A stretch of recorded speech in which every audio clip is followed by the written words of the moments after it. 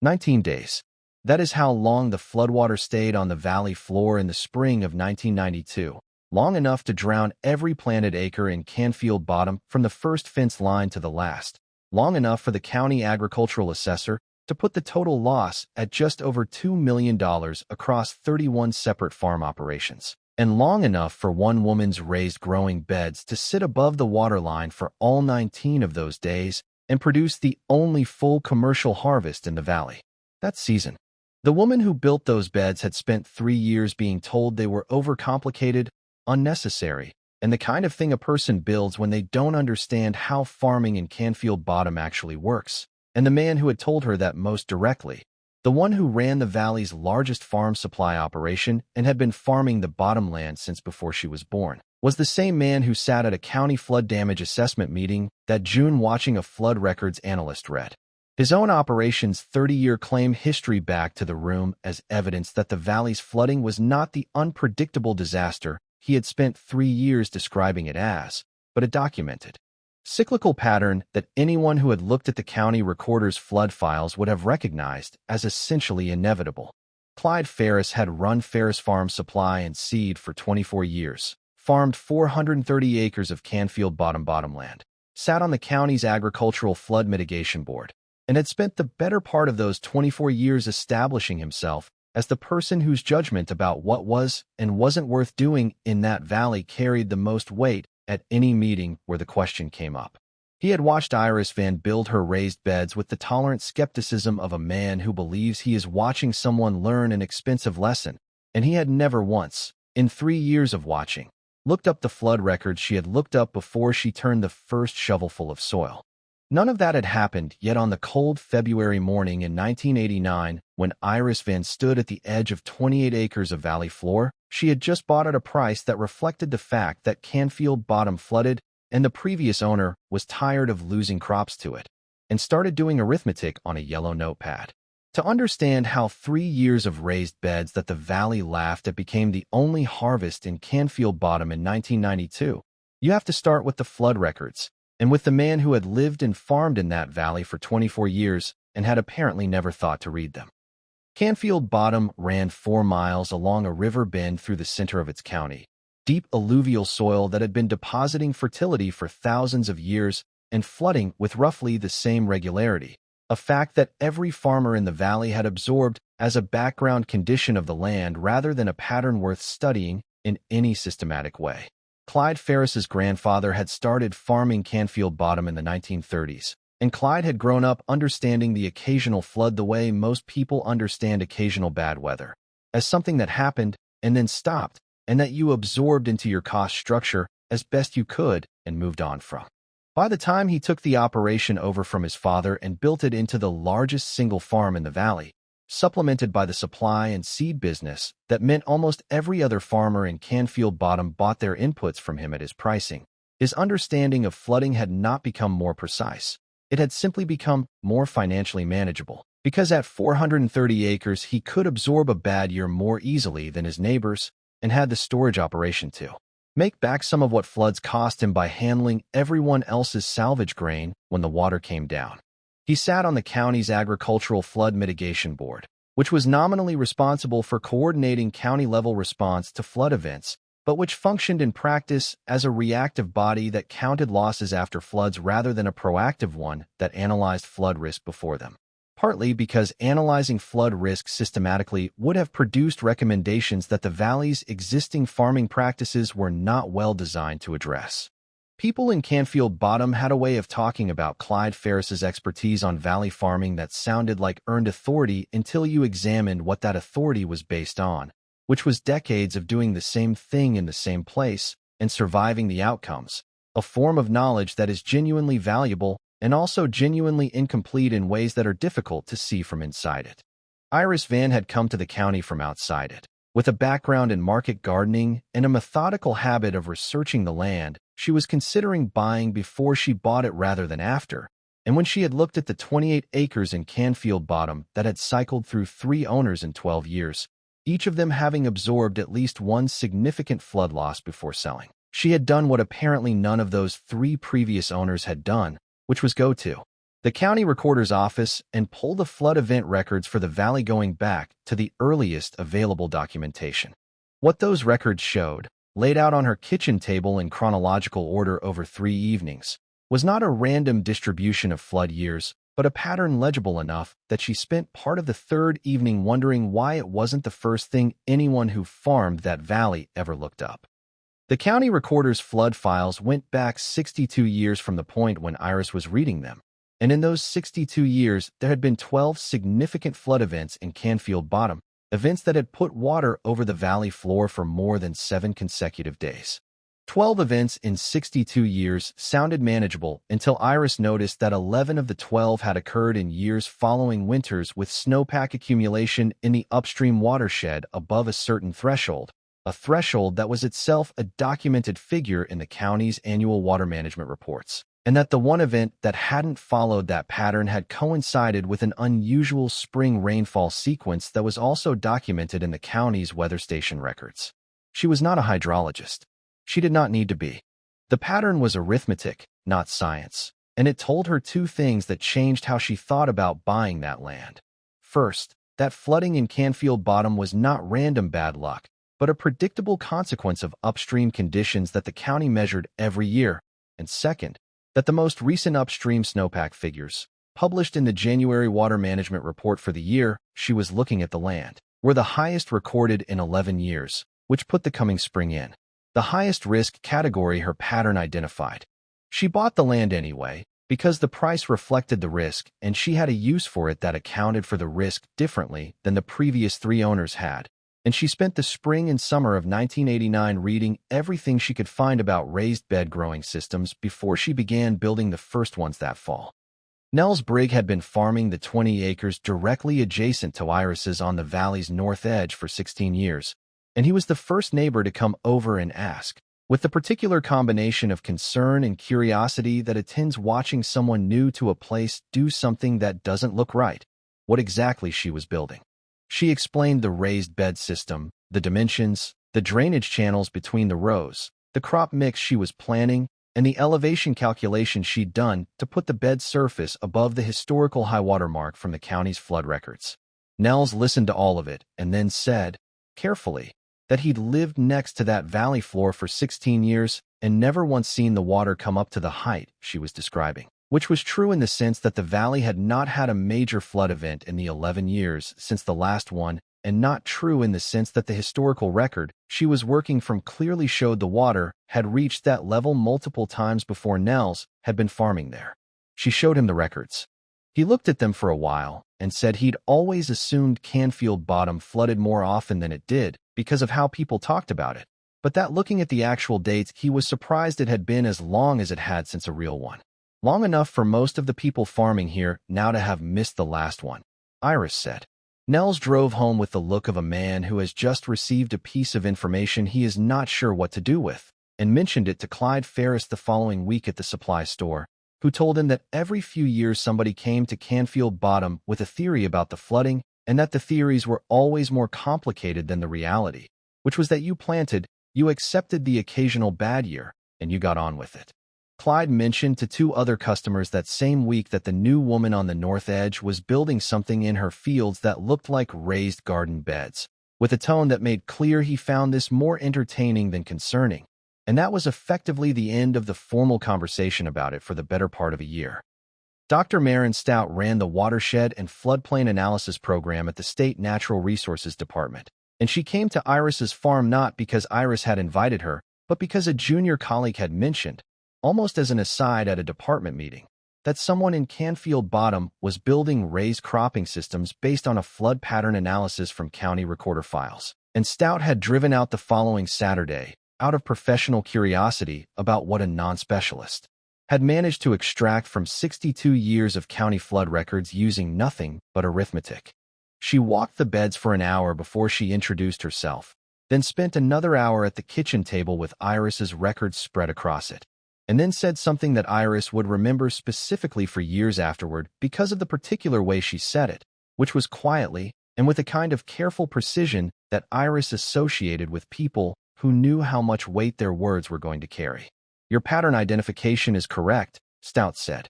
The correlation between upstream snowpack threshold and Canfield Bottom flood years in the historical record is strong enough that I would have used it as a teaching example if I'd found it in a research context. What you've done is essentially a simplified version of what our department does when it models flood risk for infrastructure planning, except you've done it with arithmetic from county records instead of a modeling suite, which is either admirably resourceful or embarrassingly simple, depending on how you look at it. She asked Iris what the current upstream snowpack reading was, and when Iris told her the figure from the most recent county water report, Stout was quiet for a moment. "That's the second highest on record," she said. "If your pattern holds, and I believe it will, the spring of 1992 is going to produce the kind of event this valley hasn't seen in over a decade." She asked whether she could formally document the bed elevation and the flood pattern analysis for her department's records before the spring, which Iris agreed to, and asked whether she would be willing to have a state flood monitoring sensor installed on the property that would record water levels during any flood event, which Iris also agreed to. She asked, as she was leaving, whether Iris had shared the snowpack analysis with any of her neighbors. Iris said she had tried the previous year. Stout nodded in a way that suggested she was not particularly surprised by that answer. Iris did not try again to share the flood analysis with her neighbors or with Clyde Ferris's operation after Stout's visit, and she made no changes to the pace or visibility of her bed-building work, continuing to expand the raised system across her acreage at the same steady rate she had been working for 2 years, a pace that was determined by what she could physically accomplish and afford rather than by any strategic consideration about how it appeared from the county road. She had expanded the crop mix on the completed beds over the second year to include the kinds of specialty vegetables and herbs that commanded considerably higher per-pound prices than the commodity grain crops her neighbors were growing on the same valley floor, a shift that made the operation look even more eccentric from outside the fence than the beds themselves did. Because specialty crop production in Canfield Bottom was not something anybody in the valley had attempted at any scale, and the market for it was 2 hours south in the city, not at the local grain elevator where Clyde Ferris's pricing was set.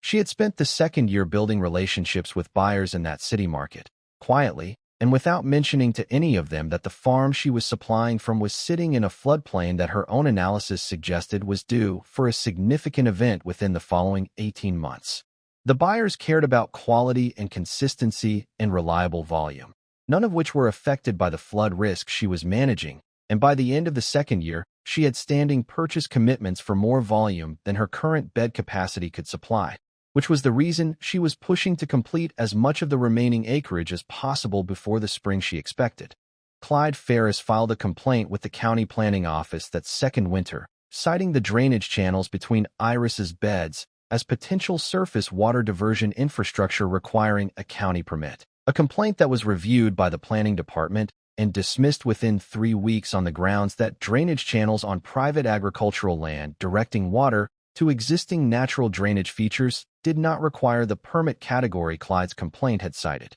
Iris read the dismissal letter the day it arrived, filed it in the same folder where she kept Stout's documentation and her flood pattern analysis, and went back to building beds.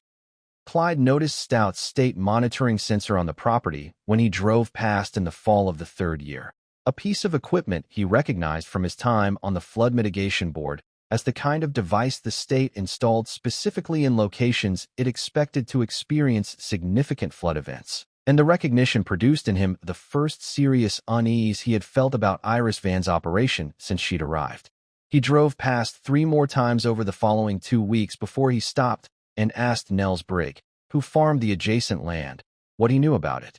Nels told him about the flood pattern analysis and the county records, the conversation he'd had with Iris 2 years earlier that he had mentioned to Clyde, and that Clyde had apparently not retained in the way Nels had. Clyde drove to the county recorder's office the following week, pulled the same flood files Iris had pulled 3 years earlier, and spent an afternoon reading them with the particular focused attention of a man trying to determine whether he has made a mistake without yet being willing to commit to the conclusion. He called the county water management office and asked for the current upstream snowpack figure, and when they told him, he sat in his truck in the parking lot for several minutes before he drove back to the supply store. He did not file any further complaints about Iris's property. He also did not, in the weeks that followed, change his planting plans for the coming spring, or tell any of his customers at the supply store what he had found in the county records, because doing either of those things would have required him to explain why he hadn't looked at those records 24 years earlier, and that was not a conversation he was prepared to have. The river came up on a Thursday morning in late March of 1992, faster than any spring rise Nels Brig had seen in 16 years, and by Friday evening the valley floor was under 2 feet of water across most of its length. By the following Monday, it was under 4 feet in the lowest sections, and Clyde Ferris's 430 acres of planted bottomland, along with the planted fields of every other conventional grain and vegetable operation in Canfield Bottom, was comprehensively submerged. The raised beds on Iris Van's 28 acres sat with their growing surfaces between 18 inches and 2.5 feet above the surrounding flood level, depending on which section of the property, and the state monitoring sensor Marin Stout had installed recorded the exact water levels at 6-hour intervals through all 19 days of the flood event. Iris harvested that spring into a regional specialty vegetable market that had no other Canfield Bottom suppliers that season, for reasons that were obvious, at prices that reflected the supply shortage the flood had created throughout the region, and she did so without fanfare or announcement, simply loading her truck and driving to the city buyers she'd been selling to for 2 years.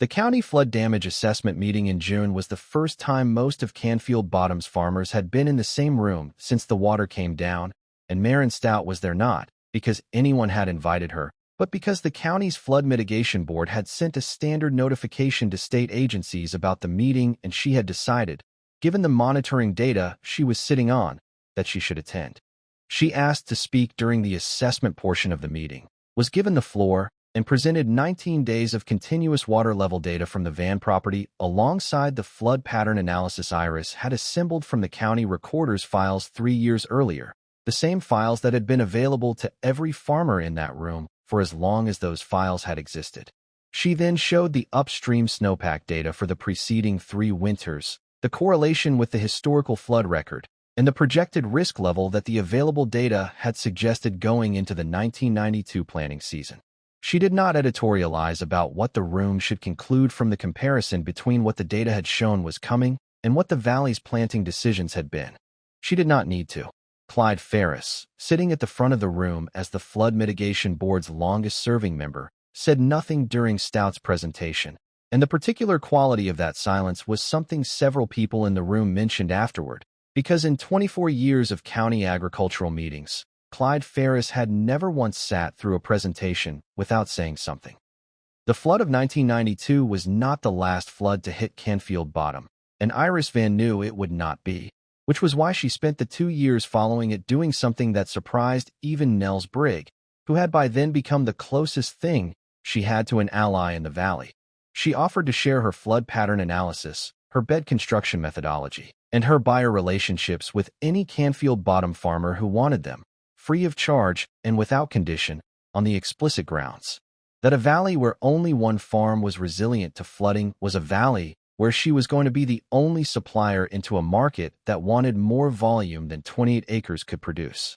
3 farmers took her up on it in the first year, including Nels, who converted a third of his acreage to a raised system over the following 2 seasons and credited the decision, publicly and specifically, with the reason he was still farming when the next moderate flood came through 4 years later. The Flood Mitigation Board, chaired by Clyde until his term ended, commissioned a formal flood risk analysis from Stout's department the year after the meeting, producing a document that told the valley everything that Iris's kitchen table arithmetic had told her 3 years earlier in more official language, and that the board then distributed to every registered farm operation in the county. Clyde's operation absorbed the 1992 losses the way it had absorbed previous bad years, through the supply business's margins and through the storage facility's handling of everyone else's salvage, and he remained the largest single farm in the valley for years afterward. What changed was not his acreage or his storage facility or his seat on the board.